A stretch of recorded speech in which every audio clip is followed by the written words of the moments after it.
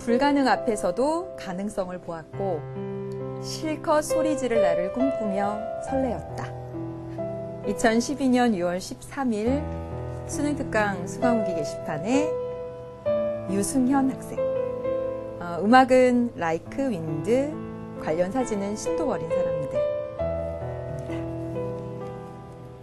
안녕하세요. 재밌는 정치, 정치의 지도를 그리자. 네, 수능 완성 정치를 맡은 빡빡입니다. 이게 아직은 어색하네요, 여러분. 지금 방금 전에 봤던 글은 승현이가 길게 써준 수강후기 가운데 승현이가 어디서 읽었다는 한 문구를 써준 것인데 제가 너무 딱 와닿아서 그 문구만 따서 이렇게 오프닝으로 이렇게 생각을 하면서 오프닝으로 이렇게 구성을 하면서 딱 이 글자를 써서 구성을 하면서 딱 떠올랐던 책이 바로 신도 버린 사람들이라는 책이었습니다. 여러분, 신도 버린 사람들이 누구를 의미하냐면 바로 인도의 불가촉 천민들을 의미를 해요.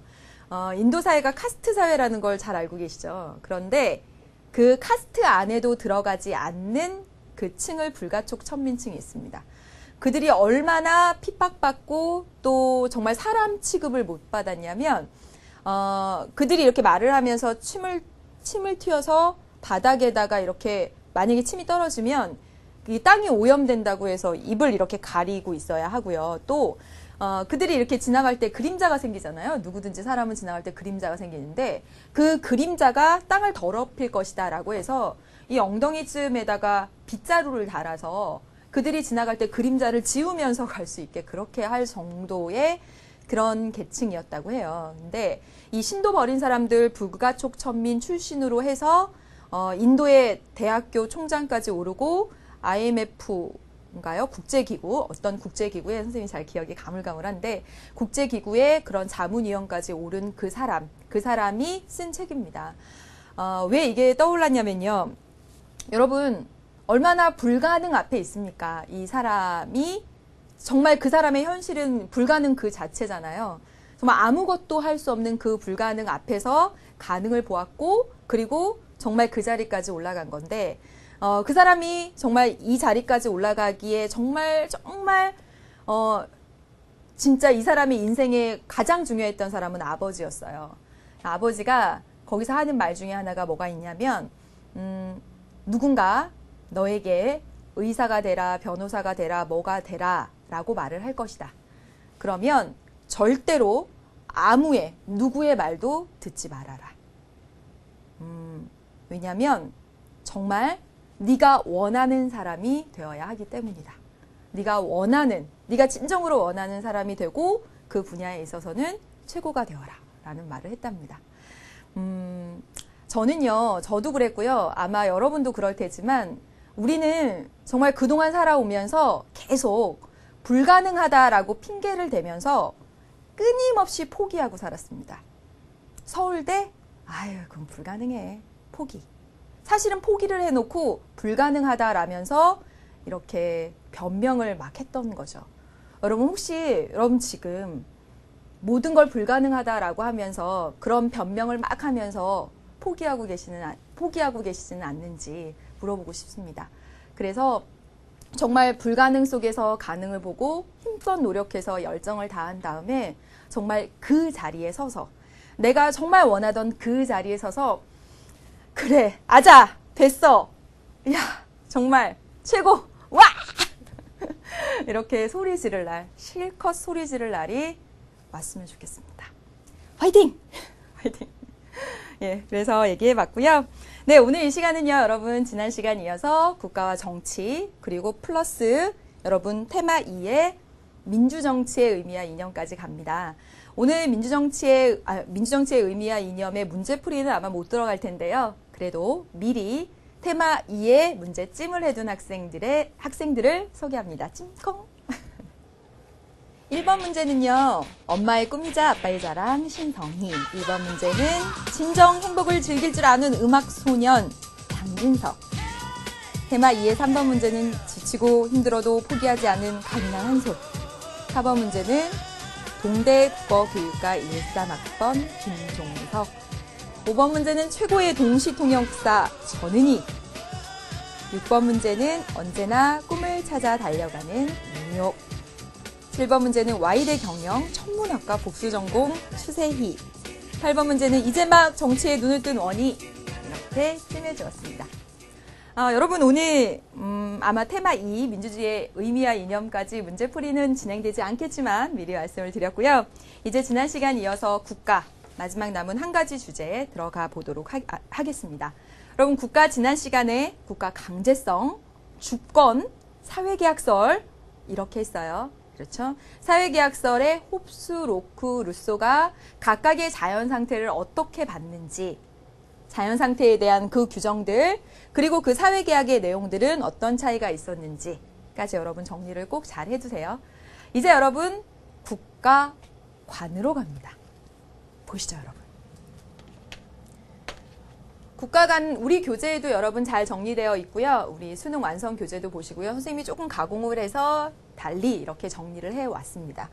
여러분 국가관, 국가론에는 두 가지가 있는데 하나는 소국국가관, 하나는 적국국가론입니다. 여러분 소국국가론은 근대 국가론이라고 부르는데 그 이유는 근대 시민혁명 이후에 바로 이 소국국가관이 주를 이루었다는 거죠. 여러분 시민혁명 이후의 시민들은 국가야 제발 저리 가, 국가야 간섭하지 마, 국가야 좀 최소한의 일만 해, 이런 생각들을 가졌다라는 거죠. 그래서 소국국가관, 근대 국가관이 됩니다. 그래서 여러분 최소한의 정부가 최선의 정부다 라는 말, 최소한의 역할 뭐냐면 밤에 경찰 노릇하는 국방, 경찰 등의 아주 최소한의 역할만 하는, 그래서 무슨 말도 하냐면요, 국가는 필요악이다 이런 말도 합니다. 여러분 필요한데 너무 과하게 많은 역할을 하면 오히려 악해진다, 최소한의 역할만 하면 된다라는 그런 의미입니다. 그래서 야경국가관으로 얘기할 수가 있고요. 또 자유방임주의 사상으로 이렇게 연결이 됩니다. 국가야 간섭하지 마. 다시 말하면 국가와 정부와 국가라고 해도 됩니다. 여러분 시장을 두고 봤을 때 시장의 자율성에 맡기는 거죠. 시장의 자율성에 맡기는 겁니다. 왜냐하면 그 애덤 스미스라는 학자가 이런 말을 했거든요. 시장에는 보이지 않는 손이 있어서, 여러분 보이지 않는 손이 뭐죠? 가격입니다. 가격. 이 가격이라는 게 있어서 알아서 시장 다 조절을 해주니까 자율적으로 조정하고 자율적으로 작동하니까 정부가 간섭할 필요가 없다라는 것. 애덤 스미스의 사상이 기반이 돼서.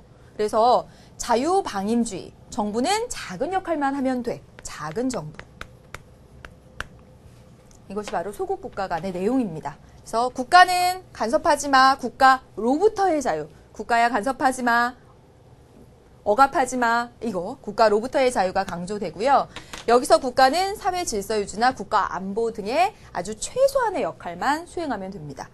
그런데 문제는 뭐냐면요. 이렇게 보세요. 시장에 모든 걸 맡겨두는 거예요. 시장의 자율성에 모든 것을 맡겨두는 겁니다. 그러다 보니까 부자는 더 부자가 되고요. 빈부격차의 문제라든가 가난한 사람들이 실업 상태에 빠지면 계속 그런 상태로 전락하게 되는 그런 문제들이 발생하더라는 거죠. 즉 사회적 약자에 대한 배려가 많이 부족했다. 지나치게 자유를 강조하면서. 그래서 여러분 이 적국국가론으로 넘어오게 된 것은 바로 세계 대공황 이후의 일입니다. 세계 대공황, 세계 경제 대공황이 벌어진 거예요. 시장에만 그냥 내버려 두면 시장이 알아서 자율적으로 잘 한다고 했는데 세계 경제 대공황이 벌어져서 정말 많은 사람들이 실업 상태에 빠지고 그런 어려운 상황 속에 이렇게 빠지게 된 거죠. 안 되겠다. 그냥 두면 안 되겠네. 국가가 개입할 필요가 있겠구나. 라고 해서 여러분 현대 국가가 가장 많이 공급해 주는 국가가, 적극적으로 개입하는 국가가 최고의 정부다. 그래서 여러분 적극적으로 국가가 개입합니다. 복지국가가. 이렇게 짝지어지고요. 여러분 복지국가와 짝지어서 항상 나오는 건 뭐냐면 행정국가화 현상입니다. 복지국가 추구하면서 국가가 할 일이 굉장히 많아졌는데 이 정책이나 이런 것을 보다 잘 담당하는 것이 입법부보다는 행정부더라는 거죠. 행정부가 전문성도 있고 조직화도 되어 있고 하다 보니까 행정부의 역할이 점점 비대화되어지는 현상이 더불어서 이렇게 같이 나타납니다.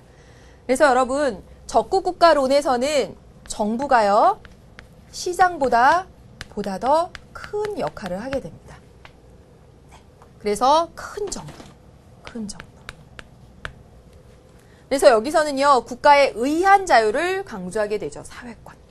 그래서 사회 문제 해결과 복리 증진을 목표로 하게 되고 적극적인 역할들을 하게 됩니다. 그런데 문제는요, 국가 기능 확대로 인한 인권 침해 가능성이라든지 효율성이 떨어진다든지 국가가 너무 커지고 국가가 개인의 삶에 간섭을 하게 되고 이러니까 인권 침해 문제라든지 이런 효율성 저하 문제라든지 이런 것들이 나타나게 되었죠. 그래서 여러분 여기서 한 발 더 나아가서요. 여러분 여기서는 그래서 수정자본주의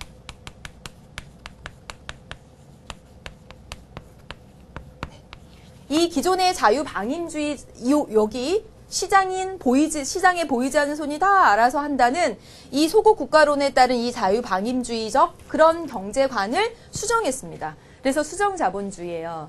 그런데 이렇게 수정자본주의 해보니까 또 문제가 발생하더라는 건데 이 대표적인 문제가 뭐냐면 여기서 여기 넘어올 때는 경제대공황, 세계 경제대공황이었다면 여기서 이렇게 넘어올 때는 뭐였냐면 1970년대 대표적으로 석유파동이 있었죠. 석유파동. 여러분 이런 건 외우실 필요는 없는데요. 석유는 모든 산업 제품들, 모든 산업 시설 이런 것들의 원료가 되잖아요.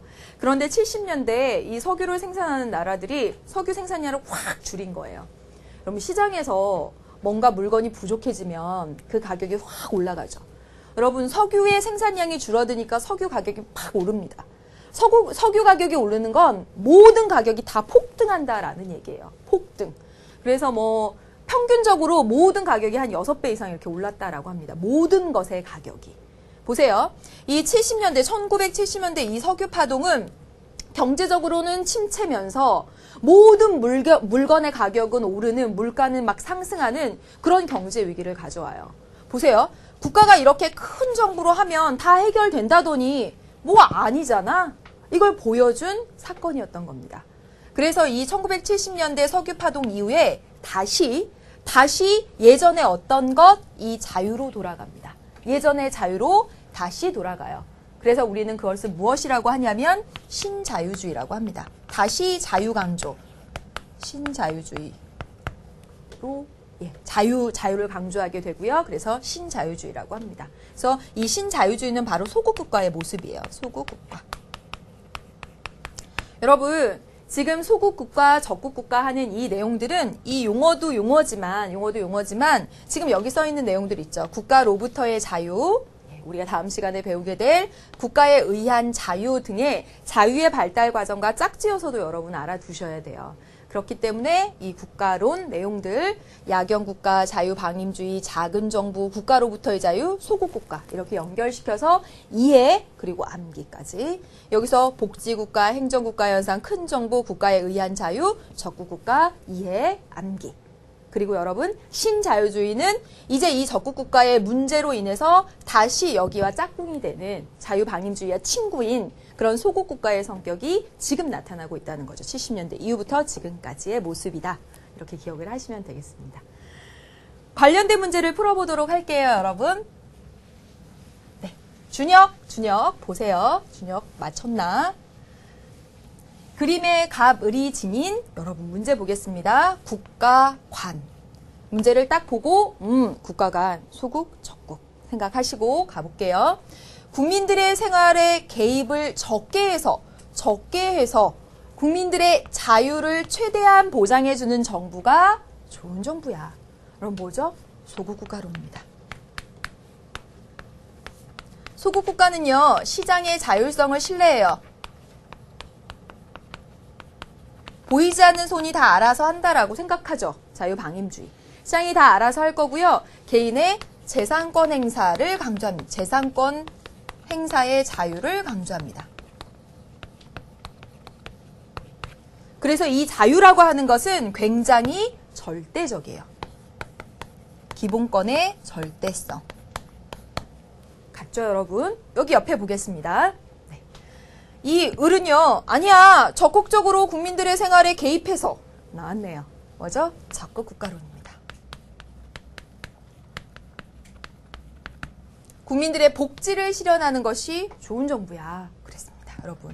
그래서 여기는요, 국가의 개입이고요. 따라서 재산권을 행사할 때도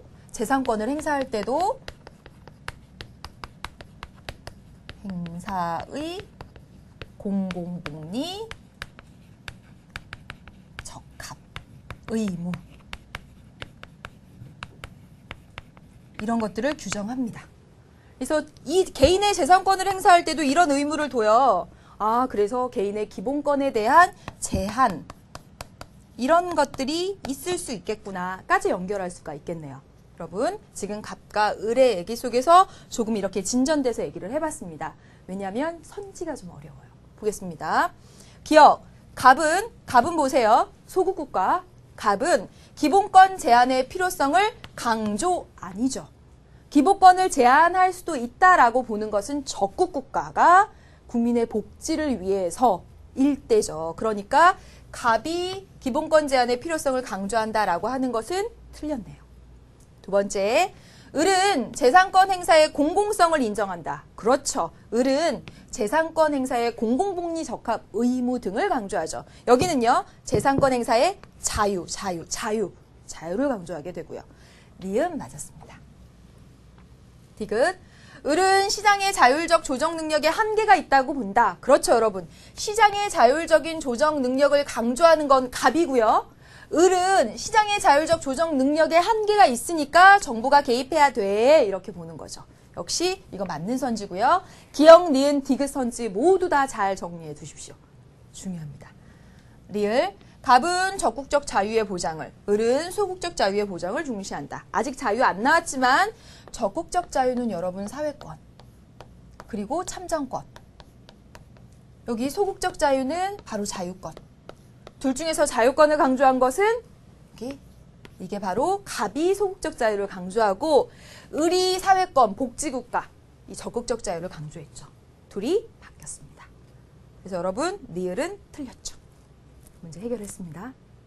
여러분, 소국국가, 적국국가, 국가 간에 대한 문제 조금 어렵게 나온 겁니다. 이 정도면 수능에 나와도 돼요.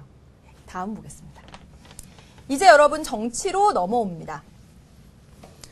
정치가 무엇이냐? 정치의 의미를 여러분 달달달 외우실 필요는 절대 없습니다. 하지만 여러분 그냥 대략적으로 어느 정도 수준으로 공부를 해두시면 되냐면 정치를 말이지 좁게 정의하는 국가 현상설이 있고 정치의 개념을 넓게 정의하는 집단 현상설이 있다. 다시 말하면 국가는 다른 사회 집단과 정말 다른 존재니까 이 다른 존재인 국가가 그 행하는 국가 특유의 활동을 우리는 정치라고 본다라는 것이 국가현상설. 집단현상설은 모든 집단에서 어떤 의사결정을 하거나 또는 권력을 형성한다면 그것은 다 정치다. 넓게 보고 있죠. 예를 들어서 TV 채널, 우리 집에 희소같이예요. TV가 한 대밖에 없어요. TV 채널권을 놓고 막 다투고 있을 때 엄마 아빠가 딱 나타나서 너는 들어가고 너는 봐 이렇게 한다면 그것도 바로 정치다. 모든 사회 집단 속에서 권력, 지배와 복종의 권력을 형성하고 사회적 희소가치를 배분하는 활동이 벌어진다면 그것은 다 정치다라고 보는 것이 넓은 의미의 집단 현상설입니다. 사실 여기까지만 정리하시면 돼요.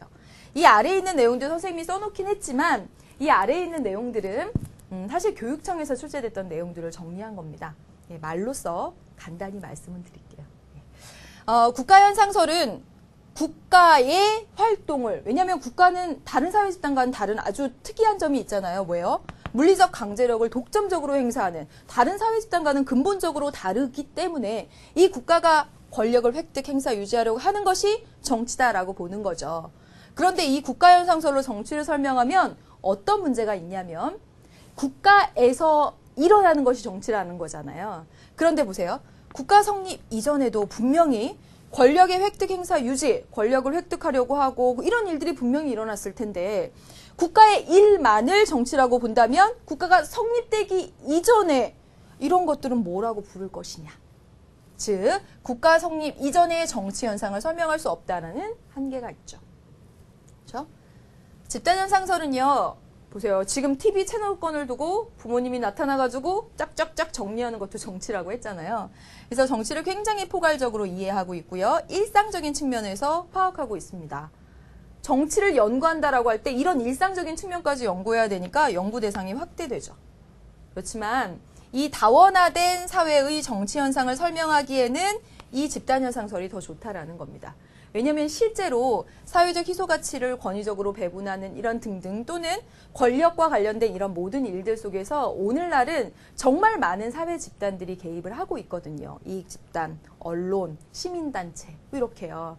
따라서 국가, 통치기구의 그런 작용만을 정치라고 본다면 다원화된 사회의 정치 현상을 설명하기가 다 설명해내기가 어렵겠죠. 그래서 집단현상설로 봤을 때 다원화된 사회의 정치 현상을 설명하기에 좋다라는 거죠. 근데 문제는 분명 국가와 다른 사회 집단은 차이가 있어요. 그래서 우리 국가의 특징을 지난 시간에 설명할 때 딱 이렇게 나눠서 했잖아요. 그런데 모든 사회 집단의 활동을 정치라고 본다면 국가와 다른 사회 집단의 차이를 간과하고 있다라는 그런 문제점들이 있다라는 겁니다. 여러분, 여기 내용을 선생님이 지금 쭉 좀 빨리 했어요. 왜냐하면 여러분 암기하실까 봐. 암기 안 해도 돼요. 진짜로. 국가현상설, 좁은 의미, 국가 특유의 활동. 집단현상설, 넓은 의미, 모든 집단의 활동. 끝. 네, 문제 보겠습니다. 혜민이 보세요. 문제를 딱 보시면 여기 정치를 바라보는 관점, 가나 이렇게 나와 있습니다. 정치를 바라보는 관점이라고 이 위에 딱 나왔잖아요. 그러면 집단현상설, 국가현상설. 그 문제구나 해놓고 여기 보세요. 통치기구의 활동을 보고 있고요. 여기서는 통치기구뿐만 아니라 일반 사회집단의 활동까지도 포함하고 있습니다. 끝났죠. 가는 국가현상설. 나는요. 집단현상설. 정치의 의미를 여기서 넓게 보고 있는 것이고요. 가에서 좁게 보고 있는 거죠.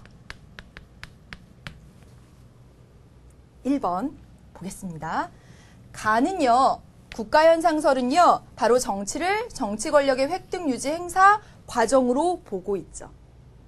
그 권력 집단들의 정치 권력 획득 유지 행사 과정으로 보고 있습니다. 맞네요. 1번이 정답인가요? 바로 2번 확인해 볼게요. 2번.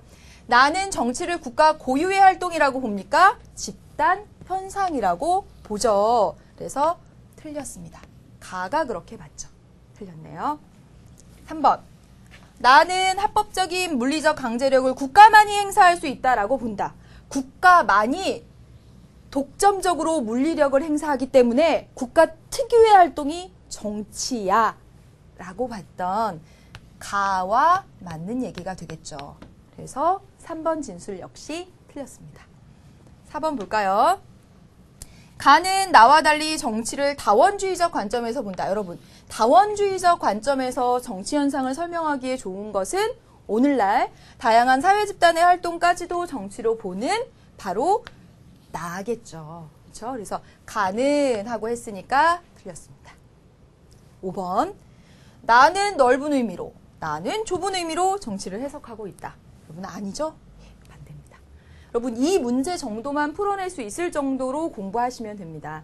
그 외에 막 지금 방금 전에 뭐 이렇게 막 정리한 내용들이 있긴 했지만 그냥 쓱 읽어보시고 교육청 문제까지 풀어내기 위해서 말씀을 드린 거고요.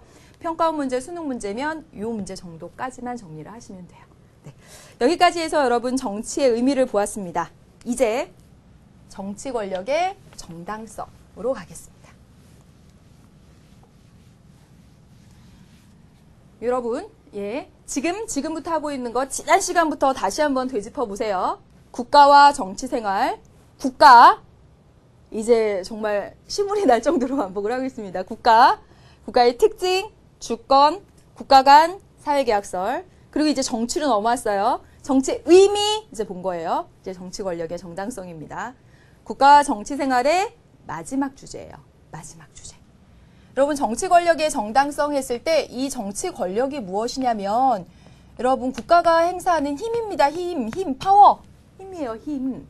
그래서 세금을 거둘 수 있는 힘, 잘못을 하면 감옥에 넣을 수 있는 힘, 그게 바로 정치 권력입니다. 국가가 행사하는 힘, 공권력의 모두예요. 그런데 이 힘은요, 일반적인 강제력 폭력과 다른 것은 국민의 동의와 지지가 들어갔다라는 거죠. 국민의 동의와 지지가 들어간, 그랬을 때 정치 권력인데, 이 정치 권력의 특징은요, 국가만이 독점적으로 행사합니다.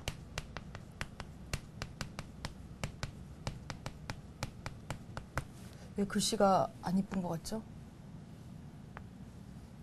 저번에 탐스런 사회 문화 할 때도 맨날 그 밑줄 반듯하게 묶으면서 또 긋고 막 한다고 막 그러더라고요. 예. 근데 반듯하게 그어졌죠? 예. 국가만이 독점적으로 행사하는 그런 특징을 가집니다. 정치 권력은.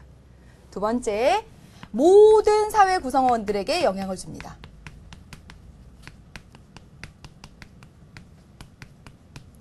구성원에게 영향을 줍니다. 이 정치 권력이 미치는 범위는 모든 사회 구성원이에요. 어떤 일부 집단에게 미치고 일부 집단에 안 미치고 이런 것이 아니라. 네. 세 번째, 정치 권력의 소재와 무관하게 지속됩니다.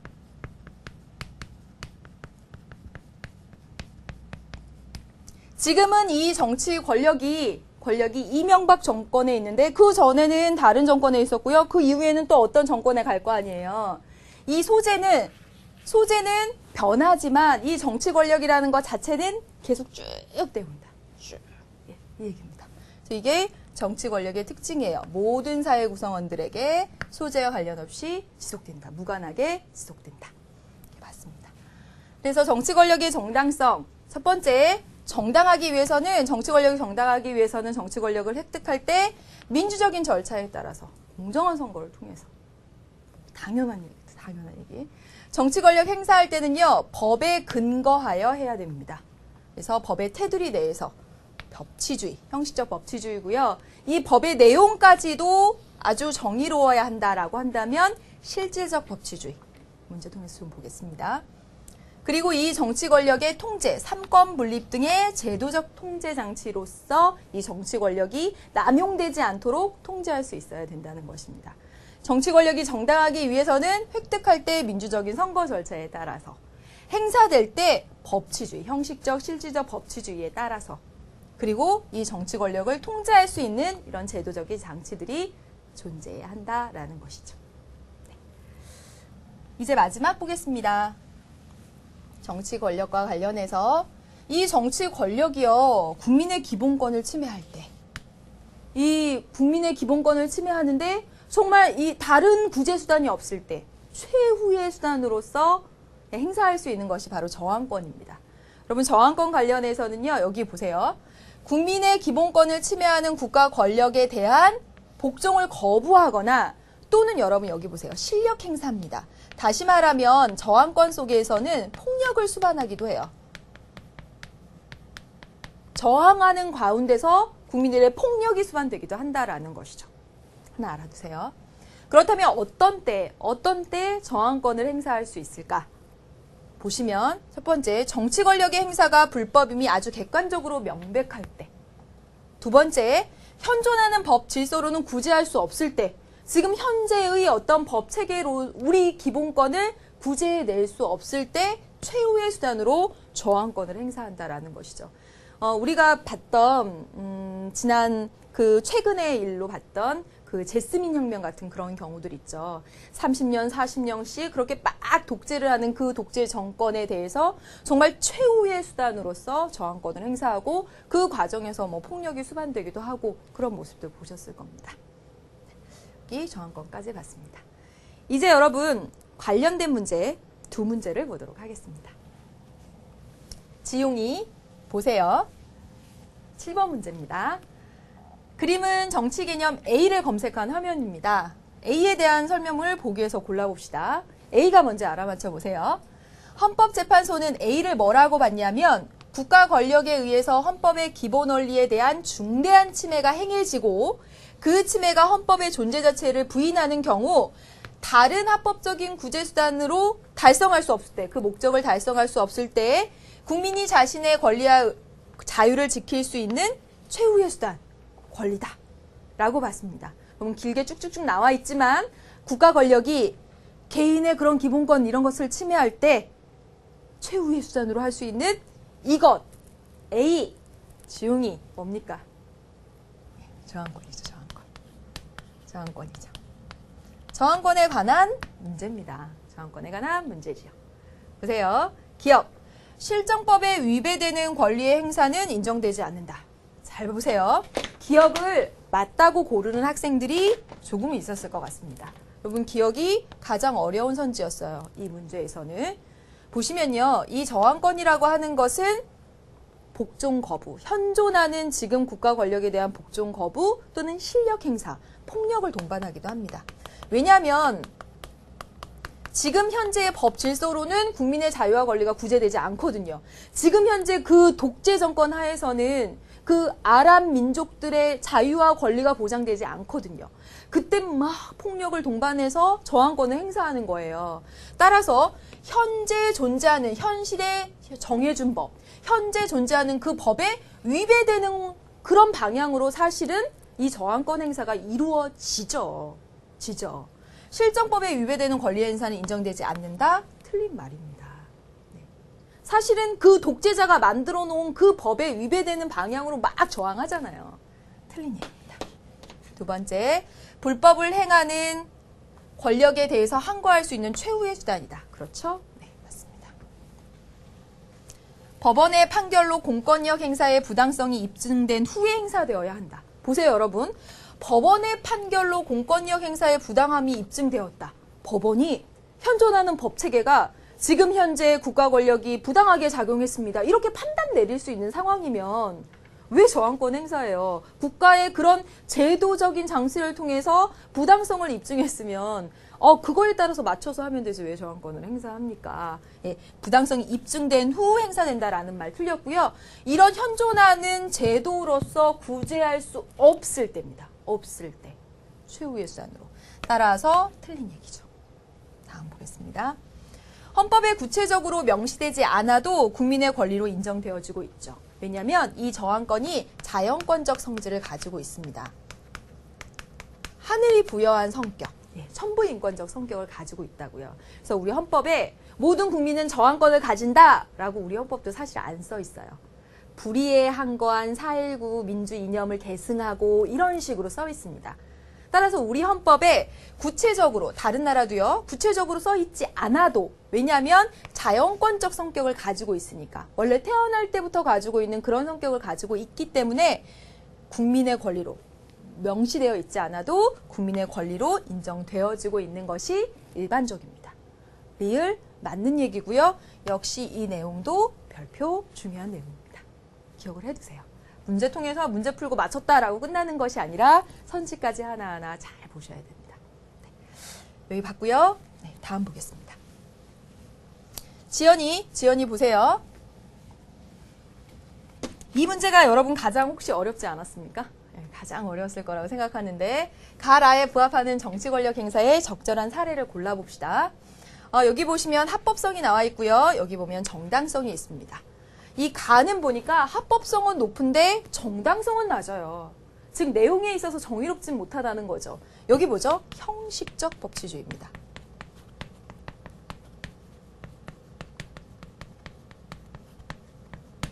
나를 한번 볼까요? 나를 보면 정당성도 높고 합법성도 높습니다. 어떤 거? 실질적 법치주의죠.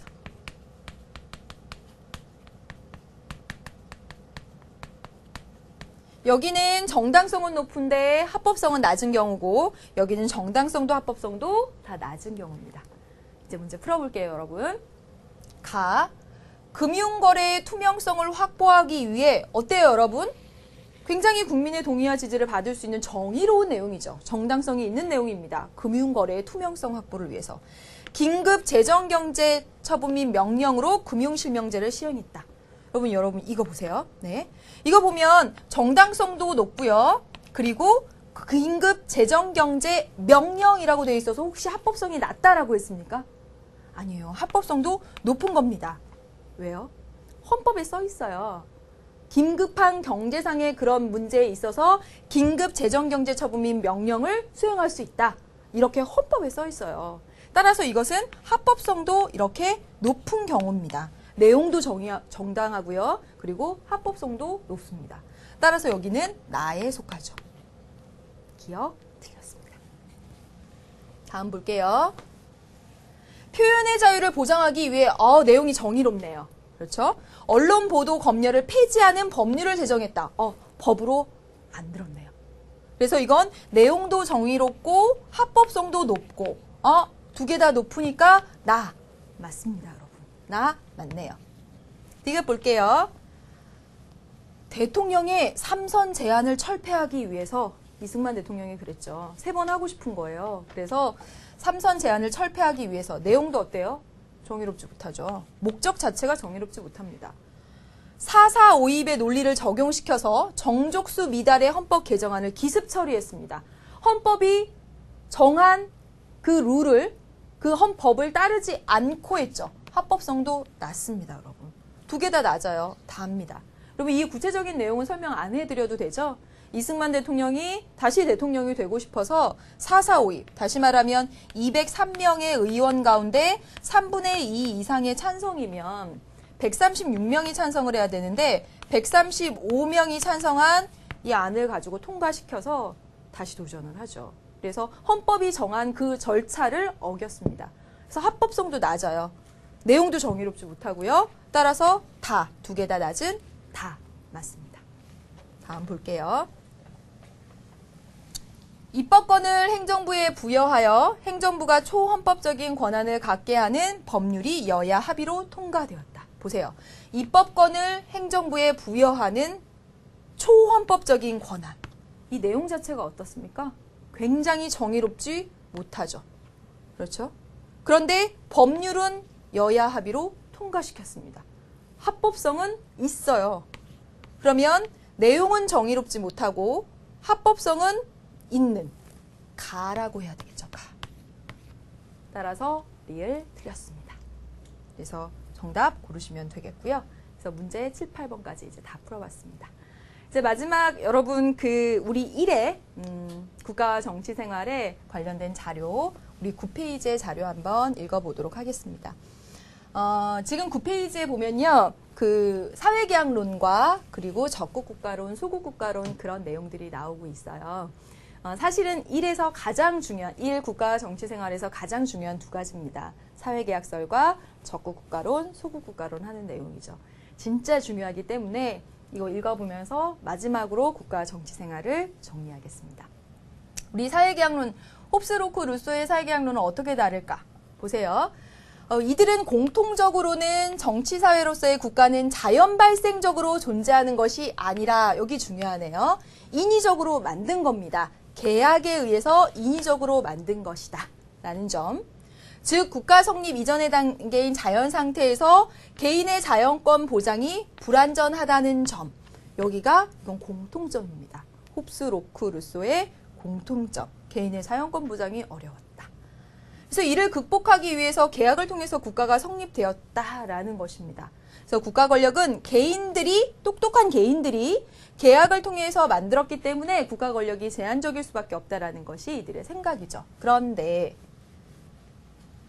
홉스, 로크, 루소는 자연 상태에 대한 입장과 그리고 사회계약의 이 내용에 대해서는 차이를 보이고 있죠. 지난 시간에 공부했습니다. 홉스는 자연 상태를 만인에 대한 투쟁 상태로 보았던 점. 그래서 개인이 자연권을 보장받기 위해서는 자신의 자연권을 전부 양도했고 절대자에게 복종한다라는 내용을 말했습니다. 넘겨주시죠. 반면에 로크는 자연 상태는 평화롭지만 권리 보장이 불확실한 잠재적인 투쟁 상태로 보았죠. 그렇기 때문에 자연권의 일부를 넘겼습니다.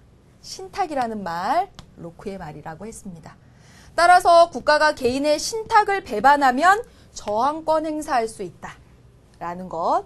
그리고 루소는요, 여러분, 자연 상태가 자유롭고 평화로웠지만 사유재산으로 인해 불평등의 문제가 발생하여 개인을 속박, 쇠사슬에 얽매여 있고 이런 용어 나오면 루소 얘기입니다. 그리고 구성원 모두가 계약에 참여하기 때문에 일반 의지에 의해서 정치 공동체가 구성된다라고 보면서 직접 민주정치를 옹호했죠. 네, 여기까지입니다. 여기까지 해서 사회계약론 얘기 보았습니다. 여러분 그 아래 적국국가, 소국국가론 얘기 나와 있는 그 부분 있잖아요. 그 부분은 선생님이 아까 내용 정리하면서 다 말씀드렸던 내용이고요. 여러분 한번 꼼꼼히 한번 읽어보세요. 그 지문이 활용돼서 출제될 수가 있습니다. 그래서 꼭 보시고요. 이제 여러분 민주주의의 의미와 이념으로 가겠습니다. 네, 넘겨주시죠. 네, 넘겨주세요. 네, 넘겨주시죠. 네. 여러분 민주주의의 의미와 이념 두 번째 테마로 넘어왔습니다. 민주주의의 의미와 이념에서는 크게 여러분이 배우시는 것이 민주주의의 의미 하나 그리고 민주주의의 이념 하나입니다. 우리가 이미 앞에 개념 강의나 수능 특강 강의를 통해서 민주주의의 의미에는 정치 형태로서, 사회 구성 원리로서, 생활 원리로서 이렇게 세 가지가 있다 이렇게 말을 하면 이 자체를 어려워하는 학생들이 있어요. 보세요. 민주주의의 의미에는 이 세 가지가 있다 이 얘기입니다. 무슨 얘기냐면 보세요. 사과가 있습니다. 사과의 의미. 너무 유치하게 들어가나요? 사과의 의미 이렇게 하면 어떤 학생은 사과를 선생님 이거요. 이렇게 하는 학생도 있고 선생님 이거. 이렇게 하는 학생도 있잖아요. 즉 사과라는 걸 쓰면 사과의 의미가 이렇게 여러 개 있듯이 마찬가지로 민주주의라는 것의 의미도 여러 가지로 얘기할 수 있다는 거죠. 정치 형태를 말할 때 민주주의다. 사회를 자유롭고 평등한 사회면 그거 민주주의 사회다. 이렇게 말하기도 하고 생활 원리로서 민주주의 이런 여러 가지 뜻이 있다라는 겁니다. 그래서 여러분 지금 테마 2 민주주의의 의미와 이념에서 주인공은 민주주의의 의미 하나, 민주주의의 이념 하나입니다. 의미는 마치 사과의 의미가 여러 개인 것처럼 민주주의의 의미가 여러 개다. 이 얘기가 되고요. 그 가운데 핵심적인 건 생활 원리로서의 민주주의입니다. 네. 또 민주주의의 이념은요. 즉 민주주의는 어떤 목적을 가지고 있는데 목적입니다. 민주주의의 목적. 그럼 민주주의 최고의 목적은 인간 존중. 이게 민주주의를 하는 목적이에요. 인간 존중의 실현. 이게 민주주의의 목적입니다. 그러면서 이 인간이 존중되기 위해서는 자유가 실현되어야 하고 인간이 존중되기 위해서는 평등이 실현되어야 하는데 이 자유에는 적극적인 자유가 있고 소극적인 자유가 있고 이 평등에는 절대적인 평등이 있고 상대적인 평등이 있고 이렇다는 거죠.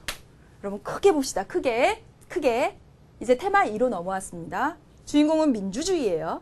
민주주의에서 의미와 이념을 배웁니다. 의미는 마치 사과의 의미가 여러 개 있는 것처럼 민주주의의 의미가 세 가지 있고요. 그 가운데 생활 원리로서의 민주주의가 가장 중요하다. 이념은요. 민주주의를 하는 목적이에요. 목적인데 인간 존중을 하기 위해서 자유와 평등이 실현되어야 하고 자유의 두 가지, 평등의 두 가지가 있습니다. 그래서 뼈대 세우셨죠? 이제 민주주의의 의미 보겠습니다. 넘겨주시죠.